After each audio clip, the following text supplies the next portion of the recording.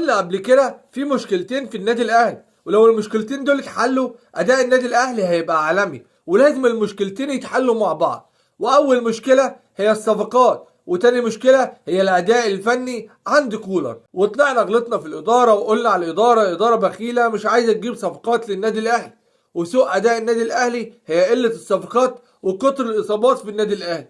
فالاداره ردت علينا وجابت لنا افضل صفقات عمرنا ما كنا نتوقعها. جابت لنا صفقات كويس، والحمد لله طلعنا بماركات شتوي كويس جدا، بس ما عرفناش نحل المشكله التانيه وهي فنيات كولر واللي كولر بيعمله. كولر بدأ الموسم بزفت كروي. بدأنا الموسم بخسارة السوبر الأفريقي قصاد نادي الزمالك، وكان شكلنا زي الزفت، عشان كده خسرنا المباراة.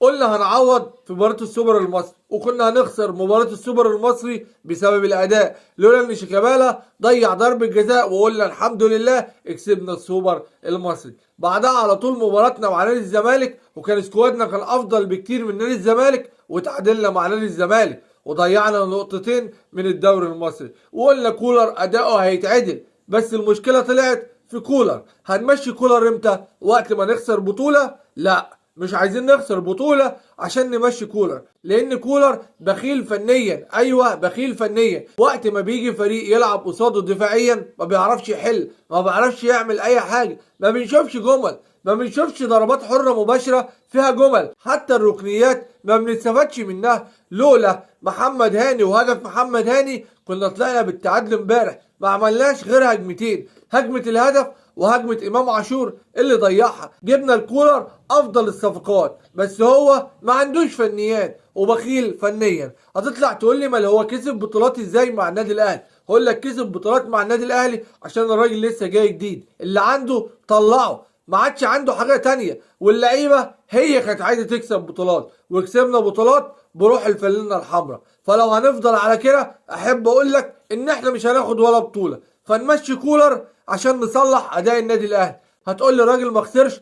ايوه بالنسبه لنا دي مش نتيجه مكسب، احنا كسبانين 1-0، ممكن الهلال يعوض في اي وقت. فاحنا مش هنستنى لما نخسر بطوله عشان الاداء يتعدل. لا، انت شايف ان كولر وحش وبخيل فنيا مع النادي الاهلي، مشيه. مش تستنى ان احنا نخسر بطوله، لان اداء كولر بقى سيء جدا. بيخرف في التشكيل في البدايه، بيخرف في التغيير، ما عندوش جمل فنيه، ما بنشوفش شكل للنادي الاهلي في الملعب. هو ده النادي الاهلي اللي اي فريق كان بيترعب لما يسمع اسم النادي الاهلي ان هو هيلعب قصاده. دلوقتي بقينا مهزله الفرق عارفه لما بتدافع قصادنا ما بنعرفش نعمل اي حاجه، فالفرق كلها بتيجي تدافع قصادك وبتحط عليك.